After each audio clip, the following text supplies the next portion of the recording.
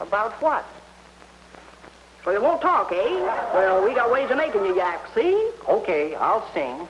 But first let me get comfortable.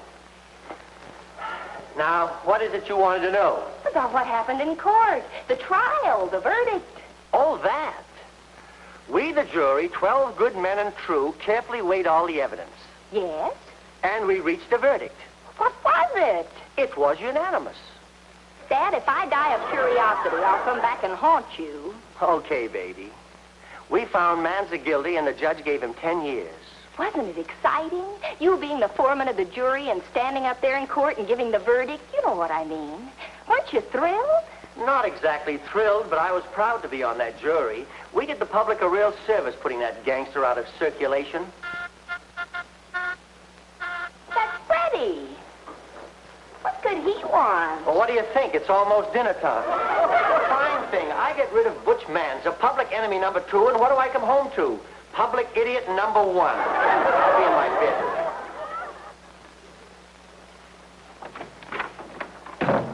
Hi. I came over as soon as I heard the news. Is everything all right? Of course.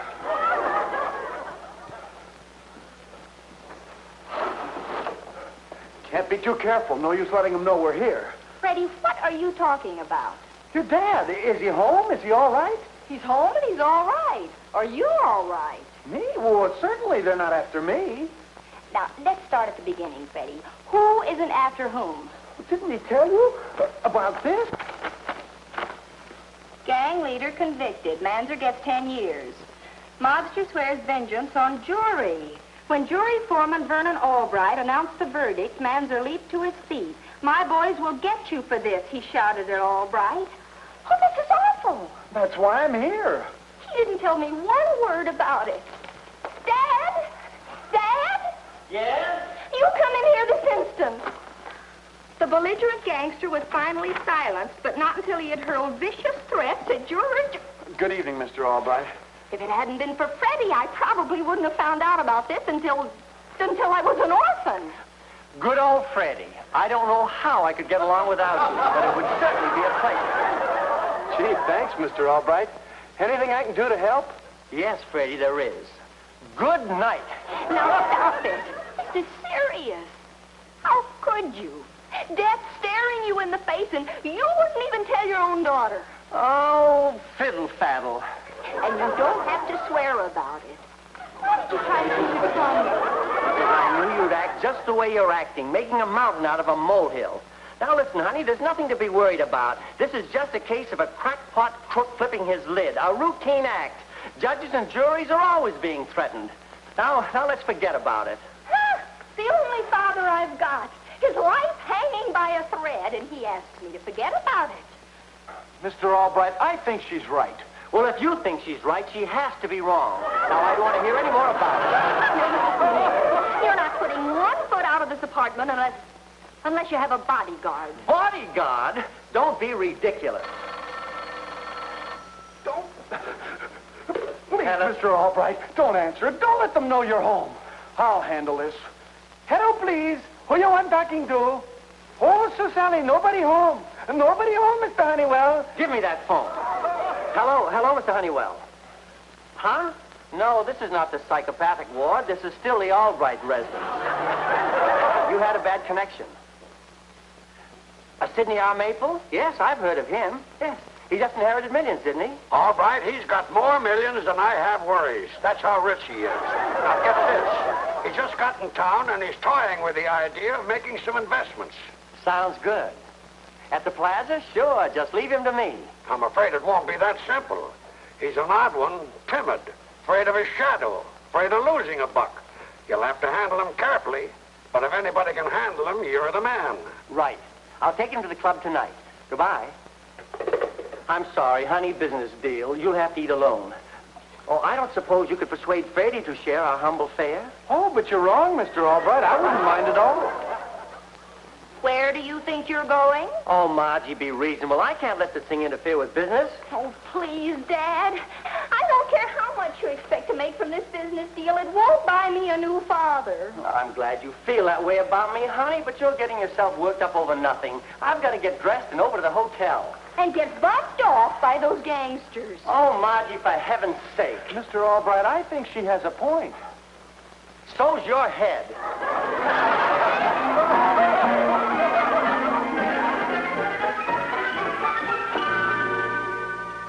So you're going out tonight?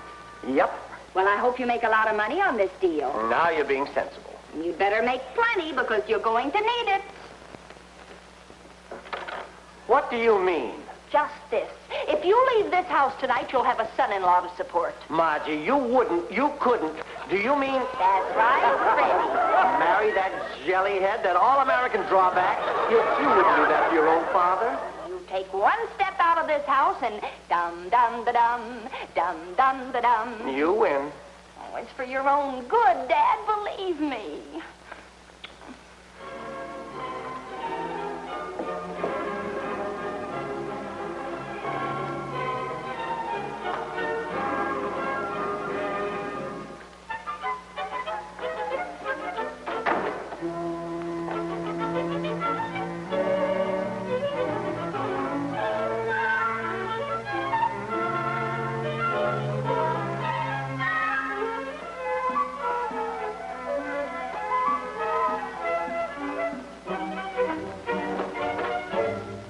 Oh, Margie, I'm kind of sleepy. I think I'll turn in now. Don't you want any dinner? I'm not hungry. Good night.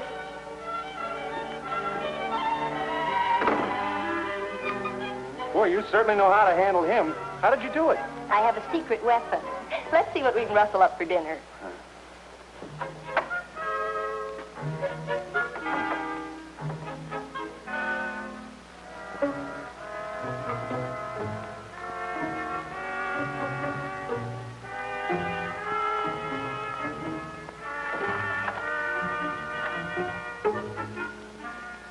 Mr. Maple, don't tell me that a vigorous, astute businessman like you is content to sit back and simply clip coupons.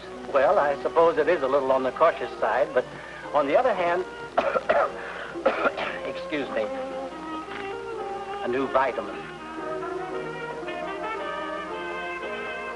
Have you ever considered that it is practically your duty to put these idle dollars to work, both for yourself and others? Well, naturally, I've thought about it, but there's one thing that always stops me. Do you feel a draft? I must be careful. Oh, yes, the thing that stops me from investing. I might lose. It's our department to see that you don't. I suppose so, but I'm still afraid. You know something? What? I'm a coward. No. Yes. Not only in money matters, but I'm a physical coward, too. I don't believe it. Do you know what my secret vice is? I go to prize fights. I like prize fighters. I admire them. Why? Because they're so different from me. So brave, so physical. I'd give half my fortune if I could be aggressive. If I could walk right up to a man and knock him out. Have you ever tried it? Heavens, no. Well, try it sometime. You might be agreeably surprised. The basic psychology behind it is similar to financial investment. Really? Yes, indeed. Now, you be at my office the first thing tomorrow morning, and we'll go into the details. Radio didn't wake him up, did it? I just peeked in. He was sleeping like a baby. Hey, Margie, these are good. Have one. You're so subtle, Freddie. Come on, let's get some more.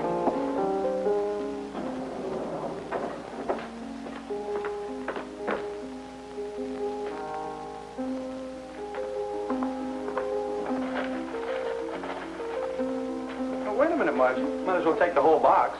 Well, after all, if I'm going to sit up here all night... Oh, I don't know, Freddie. Dad might not like it. Margie, somebody's got to protect him. You don't know how these gangsters operate. They're always breaking in places and kidnapping people. Margie, someone's on your service porch. You think it's... I'll call the police. No time. Besides, this will give me a chance to get in good with your father. Turn off the light.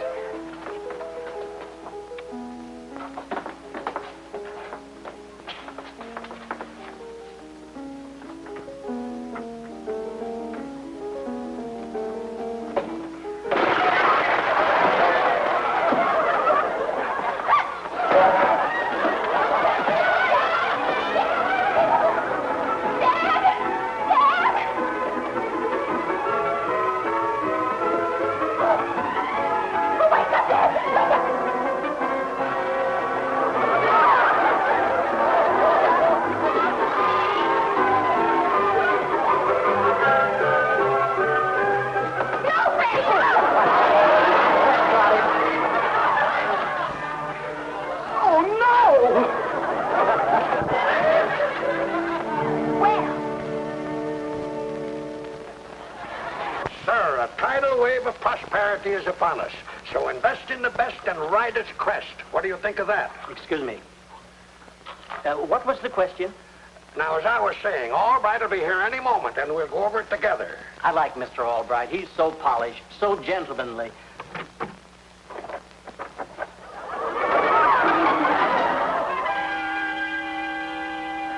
Glad to see you, Mr. Maple. Mr. Albright? Albright, what's the meaning of this? What? That. What did you do? Stick your head in a cement mixer? This. No, just a slight little misunderstanding. Now, Albright, tell the truth. One of the Manzer gang caught up with you, didn't he? Yes, that's it. But you're not quite right. It wasn't just one gangster that attacked me. There were 4 of them. Good heavens. I read about the trial. You were foreman of the jury. Aren't you at all frightened? No, they won't try any more rough stuff on me. At least not until I get out of the hospital. You fought them all, knocked them out? Oh, there are only 4 of them. Albright, you surprised me. Life is full of little surprises. I found that out last night. Now, Mr. Maple, I hope you're coming around to our way of thinking about those lazy dollars of yours. Yes, sir, a tidal wave of prosperity is upon us. Invest in the best and ride its crest. What do you think of that? Excuse me. Oh, I didn't realize it was so late. I have an appointment with the doctor. Gentlemen, I'm interested in your proposition, and I want to hear more about it just as soon as possible. Well, suppose the 3 of us get together at my apartment this afternoon at 4 and discuss the matter. Combine a little business with pleasure. And later, we'll show you the town. I'd like that. At your apartment? With those gangsters lurking around? Well, wouldn't that be dangerous? Well, there's nothing to worry about, believe me. I took care of that. Well, just to be on the safe side, I'd better arm myself. Well, if you feel better about it, Mr. Maple. Do you mind? Amazing.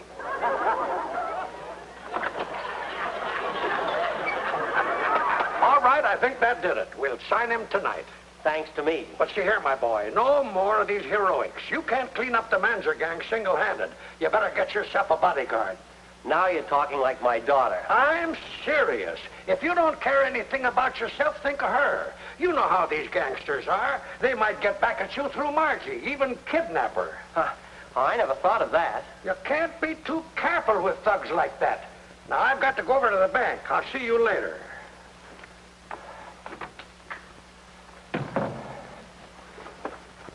Get me the Haskell Detective Agency.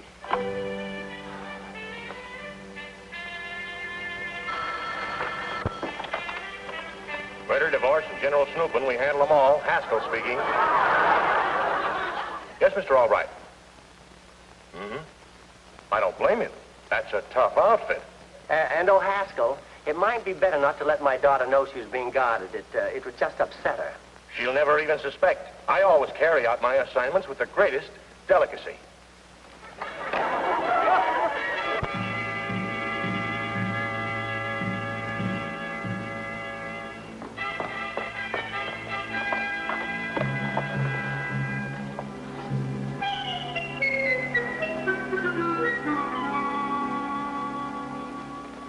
Pardon me, miss. That your purse? Well, yes. That A wouldn't stand for Albright, would it? Uh-huh. Why? You are Margie Albright. I know it. Father home? Yes? Well, I mean, no. He's a long way from here. What do you want to know for? Well, just have a little business with him? What does he look like? Well, he's tall. No, I mean, he's short and kind of fat and has dark hair. Really not much to look at.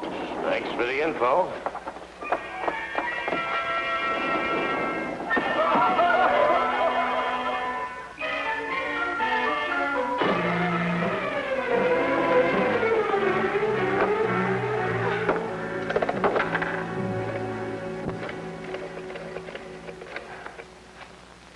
Hello, Freddie. There's a gangster down in the lobby after Dad. We've got to do something. Oh, gee, thanks, Freddie. I knew I could depend on you. And hurry.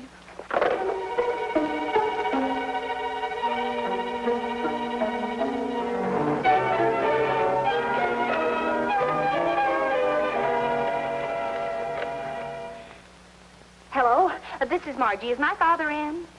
He isn't? Oh, well, is Mr. Honeywell in? Thanks. Mr. Honeywell, where's Dad? He's at the barber shop getting that eye work done. Well, tell Dad to be careful. There's a real gangster looking for him in the lobby right now. What? About 6 feet? Uh-huh. Typical gangster? Uh-huh. Gunman type? You sit tight and leave everything to me. Yes, sir? Get me Mr. Brandt in the district attorney's office and hurry.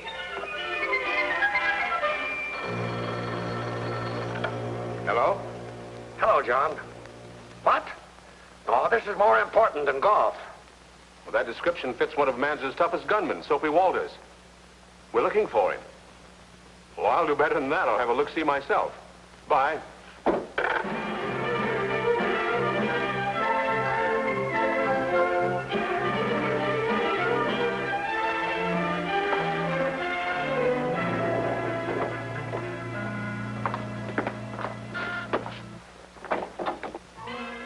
Come on in, fellas.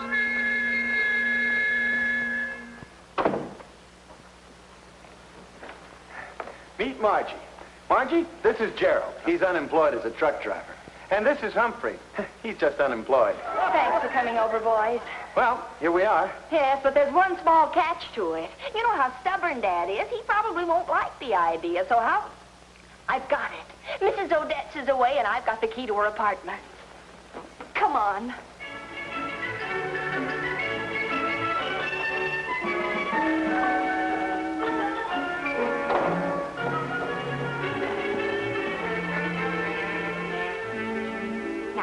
This is our observation post. We can see the elevator and anybody who goes to our apartment. And Dad will never know what we're doing. We'll give them a real good going over, and then we'll toss them out on their ears. Toss them out? Nothing doing. We're going to capture them. There's probably a big reward for these crooks. I'll show your dad I can make good. I suppose you're going someplace, too. Well, yes, the 10th floor. Ah, what's your business on the 10th floor? This is my business. Assistant District Attorney. Mr. Brent. Sorry, I didn't know. I'm working on the Albright case. So am I. Say, you haven't seen a thug hanging around, have you? Man about your height. Typical plug ugly. Slouch hat. Cigar in his face. No? Nobody like that around here. I'd have nabbed him. Say, don't suppose he slipped by me. I'll look upstairs.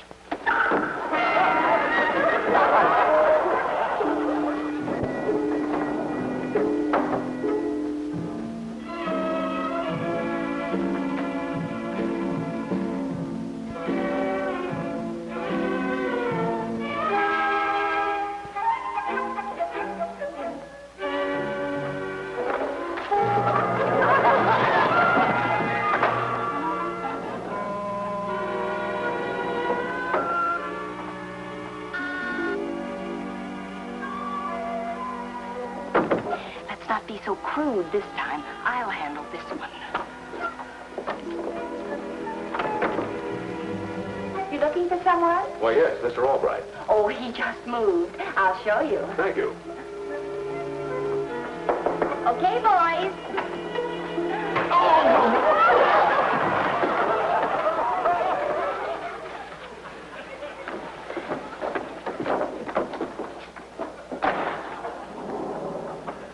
I'll mix us a cocktail while we're waiting for Maple. I gotta hand it to you, all right. This is one deal you really handled.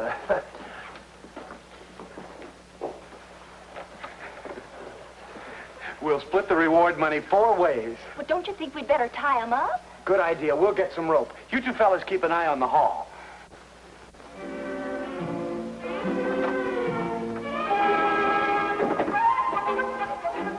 Hey, another one.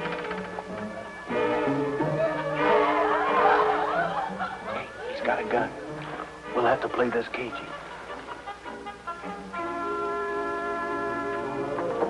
Excuse me, sir. Could I trouble you for a match? Yes, I have a lighter. Oh, what's the idea? Okay, Humphrey, I got his gat. Now get in there with the rest of your pals, rat. I'll do it. Help! Help! Help!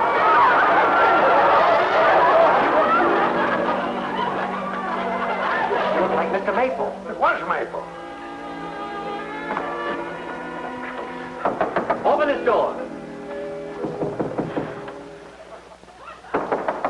For the last time, I'm telling you, open this door.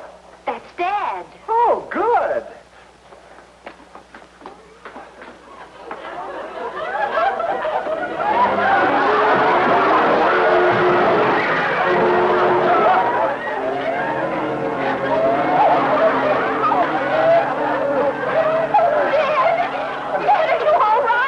Sorry, Mr. Albright.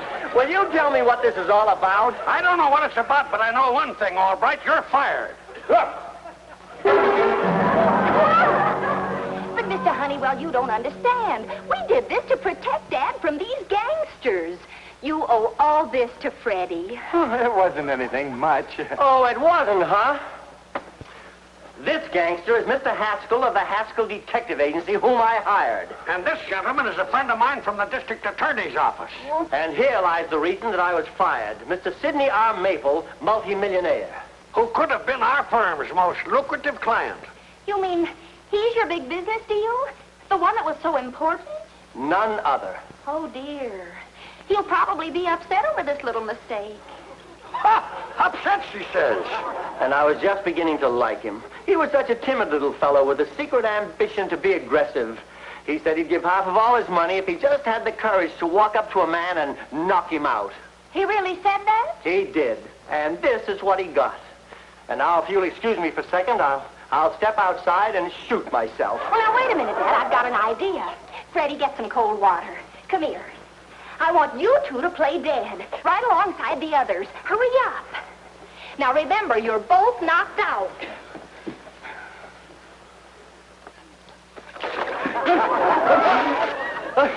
Oh, what happened? You're a hero. I am? Well, don't you remember? You saved my life.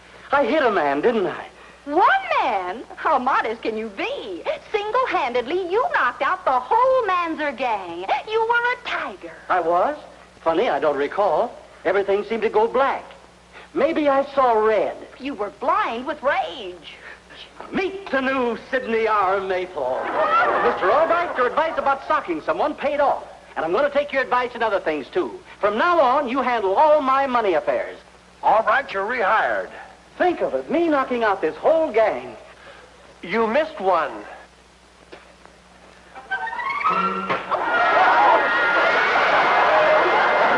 Celebrate with the Townsend. What are we waiting for? All right, meet us at the club later, after you explain to the district attorney all about this little mistake. Come on.